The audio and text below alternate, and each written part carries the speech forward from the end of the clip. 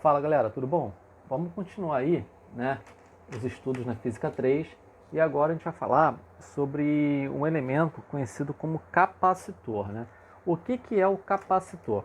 Um capacitor, ele é um elemento feito para acumular energia elétrica, para acumular carga elétrica, porque de vez em quando você quer criar um sistema, você quer criar um dispositivo que ele funciona com uma determinada corrente, mas às vezes ele vai ter alguma função, ele vai ter alguma utilidade que precisa de uma descarga maior de corrente elétrica, né? Ele precisa de mais energia para funcionar. O exemplo mais comum que a gente tem é das câmeras antigas, né? A câmera antiga ela funcionava com umas pilhas e você simplesmente apertava o botãozinho, ela abria o orifício e fechava. Só precisava disso. Só que aí às vezes você tinha que tirar foto de alguma situação, algum local que estava muito escuro, aí você usava um flash. Só que o flash ele precisava de muito mais energia do que a câmera em si. Então dentro do flash você tinha um capacitor, né? Ele ficava pegando a energia da pilha, né? Até ficar com bastante energia armazenada. Aí você apertava e ele liberava tudo de uma vez, esvaziava toda a energia que ele tinha e depois ele começava a carregar novamente. Por isso que você não podia usar o flash duas vezes seguidas, né? Sempre tinha que esperar um pouquinho. Outros elementos, né, outros objetos e aparelhos, eles também usam capacitores, né? Mas a regra é essa. O capacitor é um elemento que ele serve para armazenar energia elétrica. E ele tem vários formatos, né?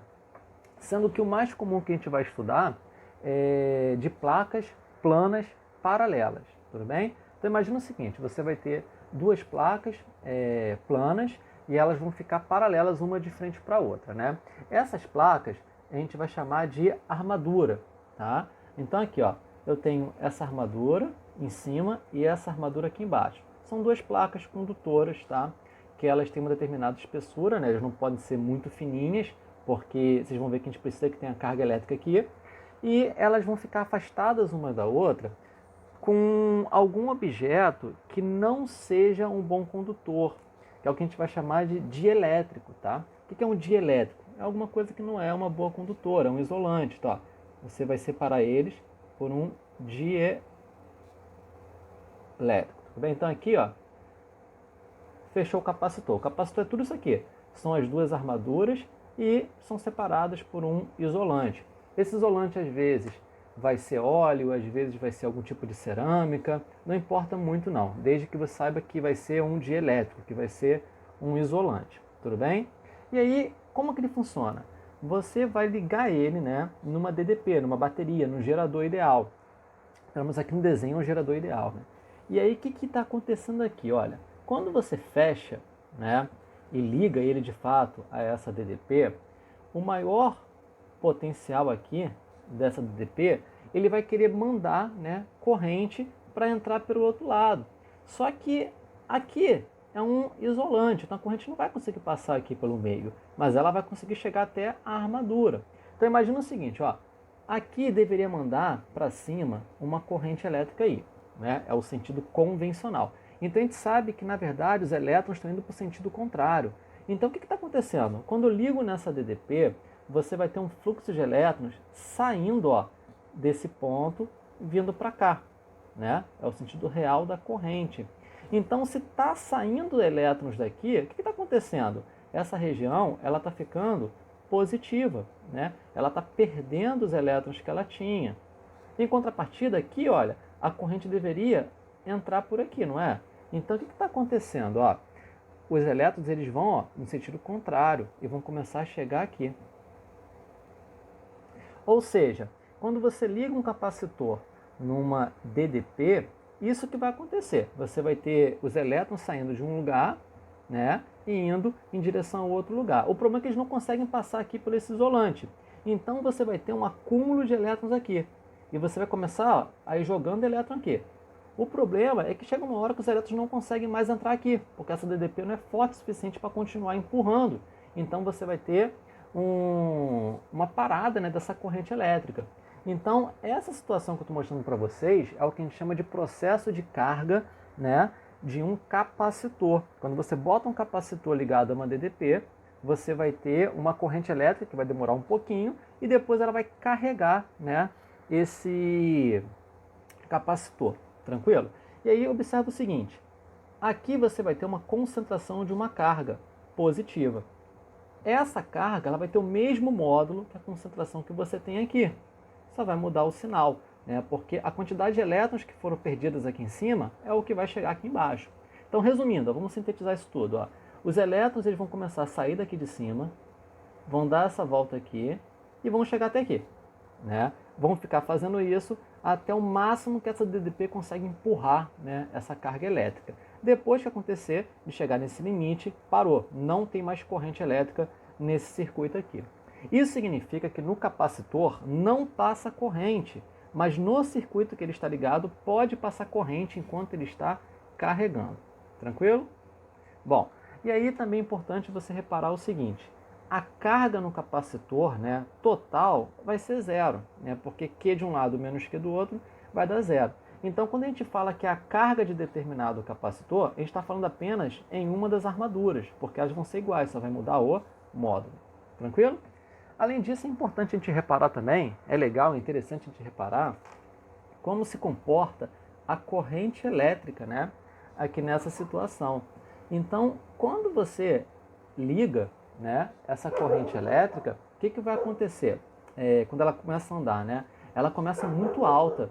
Só que aí, conforme vai passando o tempo, ela vai diminuindo a intensidade, porque vai ficando cada vez mais difícil de você colocar elétrons aqui nos polos, né? Então, ó, ela não vai ser uma linha reta, ela vai ter uma curva assim, ó, cada vez mais difícil, e vai chegar uma hora que a corrente vai zerar, tudo bem? Então, isso aqui é uma curva característica da corrente elétrica em função do tempo na carga, né, de um capacitor. Bom, e aí, né, já falando da curva característica, né, da corrente em função do tempo, vamos ver agora a relação que existe, né, do capacitor em si com a carga que ele vai armazenar e a DDP. Nós sabemos que quanto maior a DDP que você vai ter, né, empurrando a corrente, maior a carga que vai ser armazenada aqui. Só que além disso, existem outras coisas que são relevantes, né? Se você mudar a forma que existe aqui no capacitor, né, aumentar o tamanho da placa, alterar o material de que ele é feito, você também vai conseguir alterar a quantidade de carga que vai ser armazenado, né? E aí, qual é a característica que vai dizer isso? É o que a gente chama de capacitância. A capacitância de um capacitor é a medida que vai falar o quanto de carga elétrica, né, ele consegue armazenar em determinada DDP. Tá? Então, basicamente, você calcula dessa forma aqui. Ó. A capacitância, que é o C, é igual à carga que ele vai armazenar, dividido pela DDP. E a unidade que a gente vai usar é Farad. Tá? O símbolo é F maiúsculo no SI. Então, você consegue reparar que 1 Farad ele é igual, né, a 1 Coulomb por volt. Tudo bem? A EA gosta de fazer algumas perguntas desse tipo, né? Falar qual é a correspondência de uma determinada grandeza, né, em função de grandezas primárias. Mas vamos lá. Você também pode observar que um gráfico da carga que vai ser obtida em relação a DDP de um capacitor, ela vai se comportar dessa forma aqui, ó. Porque se você passar o U para o outro lado, você vai ter isso daqui, ó, Q igual a C vezes U. Isso daqui, pegando o Q e U como variáveis e deixando o C como uma constante, é uma função de primeiro grau, vai dar uma linha reta, né? Bom, então já sabendo que vai ser uma linha reta que você vai ter aqui, você consegue reparar algumas coisas bem maneiras. Por exemplo, se você tentar descobrir qual é a tangente que você tem desse ângulo aqui, ó, você vai ter que fazer o quê? Ó? Você pode traçar uma reta auxiliar na vertical e aí vai formar um triângulo retângulo. Cateto oposto, né, vai ser a altura, que vai ser basicamente a carga, e o cateto adjacente vai ser o cateto, vai ser essa base aqui do triângulo, né, que vai ser o valor de U. Se você dividir Q por U, você acha quem? A capacitância. Então, nesse gráfico, a tangente do ângulo ela vai ser numericamente igual a capacitância. Tudo bem? E aí, vamos aplicar essa ideia. Ó. Qual é a capacitância de um capacitor que armazena 5 coulombs em uma de suas placas quando submetido a uma DDP de 2 volts? É direto, né? Ó. a capacitância ela vai ser a carga 5 dividido pela DDP 2. Né? Quanto que vai dar isso aqui? 2,5. Como eu estou usando tudo no SI, a unidade também é no SI, também vai ser farad. Tá? Aí vamos continuar aqui aplicando essa ideia. Ó. Exemplo 2. A curva abaixo representa um capacitor sendo submetido a várias DDPs. Determine sua capacitância e o valor da carga Q. Né? Então, olhando aqui, é de novo um gráfico que está relacionando a carga com a DDP. Então, por exemplo, ó, quando a DDP é 0, a carga é 0. Quando a DDP é 4 volts, a carga é 12 coulombs. E quando é 10 volts, vai ser Q coulombs. Né? Primeiro, eu quero saber qual é a capacitância. A gente acabou de ver que a capacitância é a tangente do ângulo que você vai ter aqui.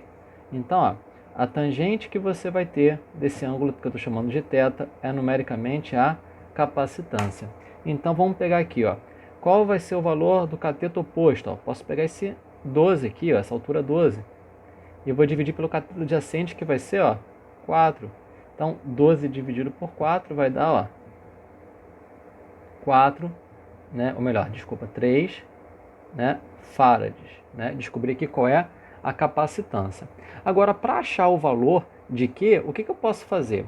Lembra que a capacitância ela é igual a carga dividido pela DDP? Então, vamos pegar nessa situação aqui, ó, esse ponto. Né? Nesse ponto, a capacitância tem que ser a mesma. Então, vai continuar sendo, ó, 3. Só que qual é a carga que eu vou ter aqui? Não sei. É o Q, né? E vamos dividir pela DDP. Qual é a DDP que vai ter ali? Ó? 10. Passa para o outro lado. 10 vezes 3 vai dar a carga, que vai ser, ó, 30 coulombs. Então, descobrir qual é o valor da capacitância pela tangente e descobrir qual é o valor, né, da carga Q, né, aplicando apenas a fórmula. Observa que eu também poderia descobrir qual é a capacitância nesse ponto aqui pela fórmula também, né? Eu poderia botar 12 no valor de Q, 4 no valor de U, que também daria 3, né? Bom, e aí falando sobre isso, falta descobrir como que a gente vai calcular, né, qual é o valor da energia armazenada, porque o objetivo do capacitor é esse, armazenar energia potencial elétrica, né? E aí, como que a gente vai fazer isso? Observando um gráfico de Q por U novamente, a gente já descobriu qual é a relação do ângulo, né, com a tangente do ângulo com as grandezas. Só que a gente sabe que todo gráfico ele pode nos dar duas informações muito importantes, né? A tangente e a área. O que a gente acharia aqui pela área? Ó, se eu fosse achar a área disso daqui, eu teria que multiplicar a base, que é um valor de U, pela altura, que vai ser um valor de Q. O que seria Q vezes U? Né? Aí vamos lembrar de algumas coisas interessantes. Ó. A gente sabe que a corrente média, a corrente elétrica média, ela é a carga dividida pelo tempo. Né?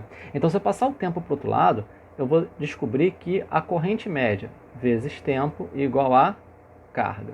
Tudo bem? Aí vamos substituir isso daí ali. Ó. Vamos lá. Q vezes U vai ser igual o quê? Numericamente a área no gráfico.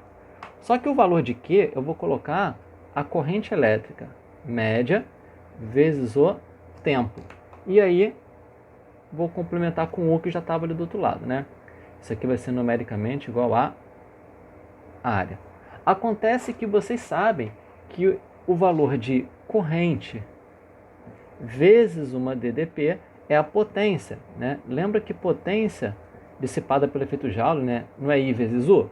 Então você pode colocar no lugar de I vezes U o valor de uma potência.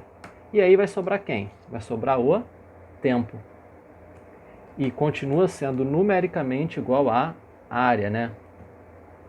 E aí, por último, você pode se lembrar que a potência, né, ela é igual à energia dividido pelo tempo, né, a potência média.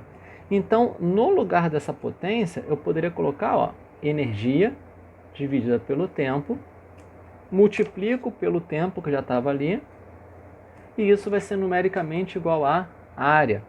Então você já percebe o que vai acontecer, né? Ó. Eu vou cortar o tempo e vai ficar energia numericamente igual à área, né?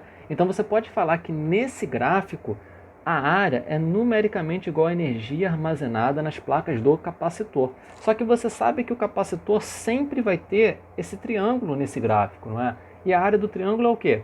Base vezes altura dividido por 2. Então você pode falar que a energia potencial armazenada vai ser Q vezes U dividido por 2.